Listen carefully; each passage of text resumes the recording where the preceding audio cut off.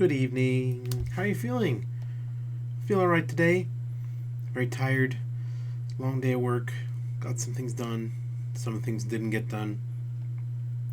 But I've been thinking today about my weekend and how because it was unusually long and the kids weren't around, I did some very quick movie catch up. It's really hard to watch movies in the house with children because A, they don't care. They extremely do not care when I watch a movie. And B, there's always talking, there's always shouting, there's always wrestling, there's something else going on, and it just gets in the way, and it's unbearable. I really hope that maybe in the future, maybe after some good movie going experiences at the theater, the kids might get more interested in going to movies and sitting down and watching a whole movie. But at this point, I just think it's too alien for them to sit down and like watch an entire thing without running at full speed. But one of the films was The Disaster Artist, which is on Japanese Netflix. Obviously, I've seen The Room. It's been a while, but I loved it. I loved watching The Room. So when I heard they were making a movie about making The Room, I was really intrigued. And it's fun. I definitely had fun watching it, but it's really odd to see a movie full of established stars, and the really nitty gritty part of the movie is we're just gonna remake scenes from another movie that's very famous, or we're gonna have scenes where we watch that movie and we talk about it and we make jokes about it. But it's like, you're not gonna be funnier than, Riff Tracks. There's already a Riff Tracks version of The Room. It's hilarious. You're not gonna be funnier than that in your version of the story. I mean, there wasn't really that much insightful. I mean, apparently it's based on a book about the making of The Room, but I didn't really learn anything about The Room or Tommy Wiseau. It was fine. It was a comedy. It's fine. I laughed.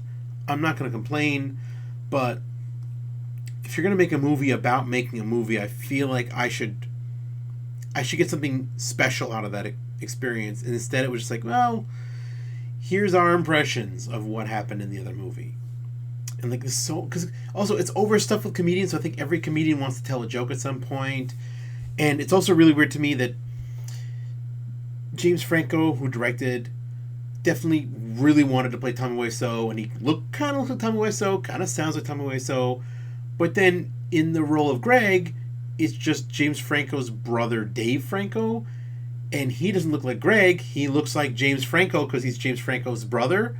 So it's like, why are you two brothers now? They look so much alike. It's really weird. So, I don't know. Some weird choices. Kind of fun. I still had fun watching it, so it's not bad. And the other one, kind of less fun, but also fun in a weird way. I finally watched Rocky 5. Now, I bought a set of all these movies years ago, and I was making my way through them, and I got to Rocky 5, and I'm like, I'll put this one off, because the one thing we all know about Rocky 5 is that it's the one that's not very good. But this weekend, I actually sat down, and I actually watched Rocky 5 in its entirety. My wife laughs at me when I watch a Rocky movie. She's like, oh, you really like these movies, huh? It's like, yes, I really like these movies. I bought them all. Thank you very much. I keep trying to get her to watch Creed. She won't do it, even though she loved Black Panther, and I think she loves Michael B. Jordan. Whatever. I'll keep trying. Yeah, Rocky 5, that just like... Even when I was a kid, even when that movie was new, I was like, this doesn't look good at all. And I was right, okay? It's not a good movie. And they really wanted it. They wanted to do... First of all, can I just say, in any series, movies, video games, whatever, whenever you make a series of things, it's going to change. And inevitably, someone's going to say, oh, we want to take it back to the roots. We want to go back to the roots of the series, So someone's like, we want to make Rocky 5. We want to go back to the roots, make it serious, I guess. And, oh, Rocky's not a star anymore. He's going to be the underdog again. But it's like, he's still the famous boxer Rocky Balboa.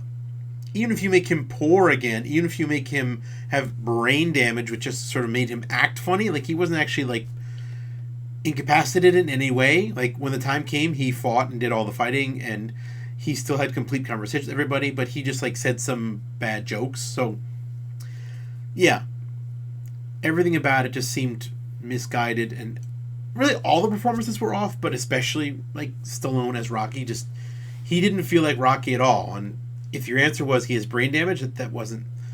I don't think that's how brain damage works. And the whole thing ends in a quote unquote street fight because he just fights a guy outside. Like there's no ring, there's no gloves. They just fight, and I guess it's an okay fight, but it's like if that's the finale of the movie, it's got to be bigger. You got to be bigger than that than just I'm just gonna fight you in the street. I mean this is 1990. Okay, They Live already exists. That's a movie that has a goddamn street fight, and that's like Act 1. You can't end. That's not the end of the movie. So, yeah. Rocky 5, 29 years later. Yeah, not good. It's not good. Anyway, you know what sounds good to me? Bed. I'm going to sleep. Good night, everybody.